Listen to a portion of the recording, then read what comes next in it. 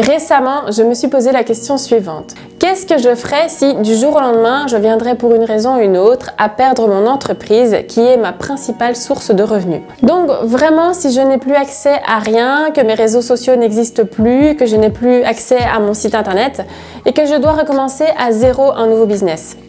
Lorsque j'ai commencé à monter mon entreprise il y a maintenant plus de 6 ans, j'ai fait des tas d'erreurs, j'ai emprunté des labyrinthes plutôt que des autoroutes et je peux vous dire que si je devais recommencer à zéro aujourd'hui, je le ferais autrement. En y réfléchissant bien, je pense qu'il y a vraiment 7 points sur lesquels je me concentrerais vraiment et qui feraient grandir beaucoup plus vite mon business si je devais le lancer aujourd'hui. Je suis Aurore et j'aide les artistes et les créateurs à monter un business en ligne rentable en vivant de leur passion. N'hésitez pas à vous abonner à ma chaîne si vous désirez voir plus de contenu sur Etsy, mais aussi si vous cherchez des conseils pour les entrepreneurs en général. La première chose que je ferais si je devais recommencer à zéro, c'est que vraiment je me trouverais un produit ou un service dans une niche. Lorsque j'ai commencé mon business, j'ai visé tout le monde, je n'ai pas pris le temps de réfléchir à qui serait mon audience et j'ai perdu de l'énergie à prospecter les mauvaises personnes et également de l'argent dans des publicités où j'ai visé trop de monde alors qu'en fait j'aurais pu viser vraiment uniquement un segment de la population. Donc aujourd'hui, si je devais refaire la même chose, j'essaierais de beaucoup mieux comprendre qui sont mes clients, qui sont les personnes à qui je cherche à vendre mon produit et quel est le besoin auquel je peux répondre. Pour vous donner un exemple, lorsque j'ai commencé ma société, j'ai fabriqué des articles pour enfants, de baptême, de naissance. J'ai aussi fabriqué des articles de mariage et également de la décoration. Et ça m'a fait perdre énormément de temps et je l'ai compris il y a encore pas longtemps qu'en faisant ça, j'attire les mauvaises personnes sur mes réseaux sociaux qui ne sont pas toujours intéressées par ce que je vais poster vu que c'est des personnes très différentes.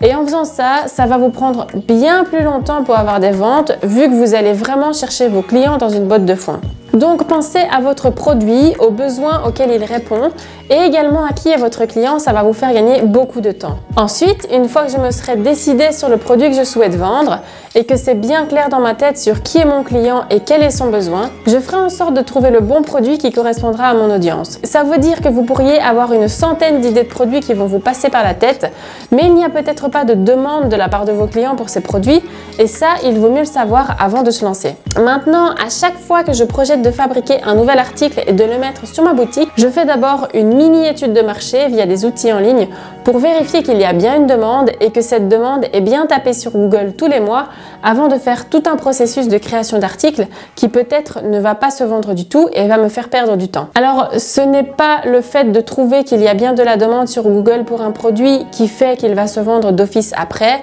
Tout dépend de la façon dont vous allez faire preuve de créativité et dont vous allez le présenter à vos clients, mais ça vous assure quand même déjà à la base qu'il y a bien de la demande et que vous ne donnez pas complètement un coup d'épée dans l'eau. J'utilise principalement 2 outils pour vérifier s'il y a bien de la demande pour mon produit.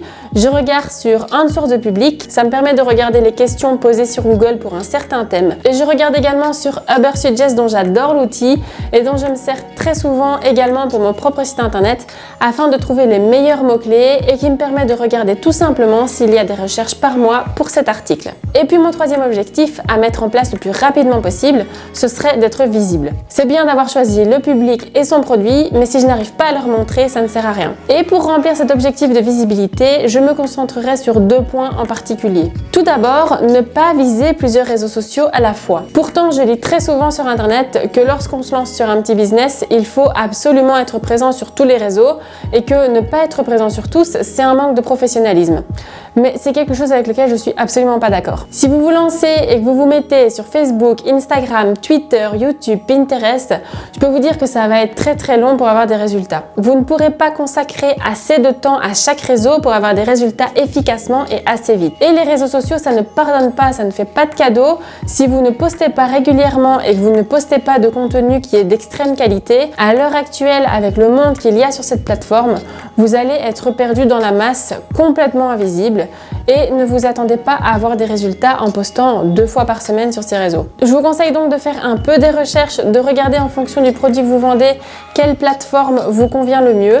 Et lorsque vous aurez fait votre choix, restez sur cette plateforme et soyez persévérant. Donc déjà, pour pouvoir grandir de manière organique, vous allez devoir poster très régulièrement Et comme je l'ai dit, il faut aussi que votre contenu soit de grande qualité. Mais vous n'êtes pas obligé d'attendre des mois, voire des années pour avoir une grande audience. Il y a 2 petites techniques que vous pouvez utiliser pour grandir plus vite et attirer des clients dès le début. La première chose, c'est de faire des collaborations. Pas avec n'importe qui et surtout pas avec des gros influenceurs. Choisissez des tout petits, donc des micro-influenceurs comme on dit, qui ont maximum 10 000 abonnés. Et évidemment, choisissez des comptes qui sont dans votre thématique afin d'être certain que vous visez les bonnes personnes. Envoyez-leur un petit cadeau gratuit ou un échantillon pour qu'ils puissent tester votre article et en parler à leurs abonnés. Pourquoi je vous dis de viser uniquement les petits influenceurs? Eh bien parce que généralement, les grands influenceurs n'ont pas beaucoup d'engagement de la part de leurs abonnés. Ça peut arriver, mais c'est quand même assez rare et il y en a énormément qui malheureusement achètent leurs abonnés et de ce fait, ils auront beau proposer votre article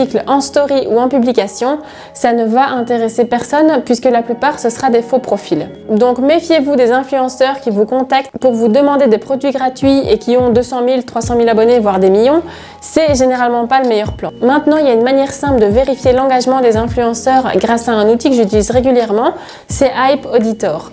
Vous tapez simplement le nom de l'influenceur dans la barre de recherche et vous aurez son taux d'engagement. Et je vous conseille de prendre des influenceurs avec un taux d'engagement d'au moins 3 à 3,5%. Ainsi, vous vous assurez d'avoir normalement un minimum de retour de la part des abonnés. Et la deuxième méthode que je vous propose pour être plus visible, c'est de démarcher des blogs. Donc, vous faites une recherche de blogs qui sont dans votre thématique et vous les contactez individuellement en leur demandant si vous pouvez leur proposer un concours pour faire gagner votre article ou encore leur proposer un produit gratuit et en échange, ils rédigent un petit article de blog sur vous. Vous pouvez également leur demander en échange de faire un lien vers votre propre site internet pour vous donner plus de visibilité. Ensuite, une fois que j'ai trouvé mon audience, le produit à leur montrer et que je suis plus visible, je me concentrerai sur la chose suivante, c'est d'être régulière dans mon travail. Sachez que cela prend en moyenne 6 à 12 mois pour commencer à voir les fruits d'un business qu'on a lancé. Si je devais recommencer à zéro, je me mettrais vraiment à fond pendant 6 à 12 mois où je ne ferai que poster sur les réseaux sociaux des contenus de qualité, mais aussi des contenus informatifs sur ce que je fais et j'essaierai également de créer un maximum de produits tout en restant encore une fois dans la qualité. Enfin, un autre conseil que je pourrais vous donner serait d'ouvrir le plus tôt possible votre site internet. Ça dépend un petit peu de ce que vous vendez, si c'est des articles physiques ou si c'est des services, mais si c'est des articles physiques que vous créez vous-même, je voudrais vous conseiller de tester Etsy. C'est la plateforme à laquelle je dédie une partie de ma chaîne YouTube parce que je la trouve tellement intéressante à exploiter, surtout quand on se lance, que ça en vaut vraiment le détour. Si Etsy ne vous intéresse pas, n'hésitez pas à ouvrir un site internet officiel parce que je vois encore trop souvent des profils Instagram qui vendent leurs créations directement à partir de là et ça c'est quelque chose qui à mon sens fait vraiment amateur. En ouvrant un site internet sur lequel vous allez poster vos produits, vous allez pouvoir indiquer beaucoup plus d'informations qui sont nécessaires au client pour passer vraiment la commande. Parfois, il manque pas grand chose pour que le client passe à l'action et c'est pas sur les réseaux sociaux qu'il va trouver les informations. Les clients aiment généralement voir plusieurs photos des créations, les différents prix en fonction des différentes dimensions ou versions et également une description qui indique clairement ce qu'est l'article et à quoi il sert. Toutes ces informations sont un peu compliquées à marquer sur Instagram ou Facebook et ce n'est pas la fonction principale de ces réseaux à la base. C'est vraiment de faire la promotion de votre produit pour essayer d'attirer l'acheteur, de lui donner envie et ensuite vous devez le rediriger vers votre site internet où il peut trouver beaucoup plus d'informations et là conclure la vente. Mon conseil serait donc d'ouvrir un site internet dès le lancement de votre activité et donc le plus vite possible. Si vous ne voulez pas vous tourner vers Etsy où les frais sont assez élevés, vous pouvez ouvrir votre propre site internet avec Wix que j'utilise personnellement et dont je suis vraiment fan. Et d'ailleurs, je vous ferai dans les prochains mois qui viennent des tutos sur ce sujet pour vous aider à créer votre propre site internet sur Wix de manière optimale. Et enfin, pour terminer, l'avantage d'avoir un site internet, c'est que vous allez pouvoir commencer dès que possible à construire votre liste de diffusion. Qu'est-ce qu'une liste de diffusion ? C'est le fait de récupérer les adresses e-mail de vos clients sur base volontaire depuis votre site internet ou par d'autres canaux.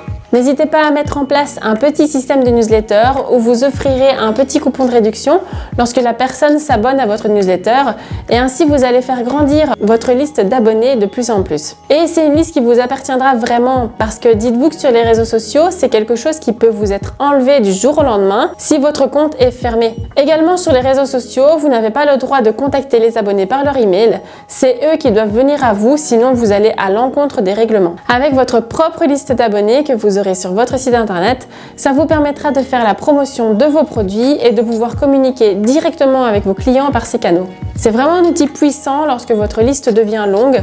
Vous touchez de plus en plus de prospects à chaque newsletter et donc je vous conseille de mettre en place cette stratégie dès que possible. Voilà, si vous avez regardé cette vidéo jusqu'ici, j'espère que c'est parce que vous l'avez trouvée utile et ce serait vraiment génial si vous pouviez me mettre un petit pouce bleu.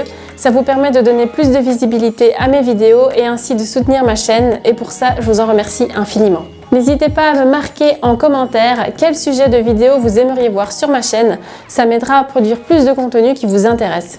Je vous retrouve vendredi pour une nouvelle vidéo. Prenez soin de vous et à bientôt.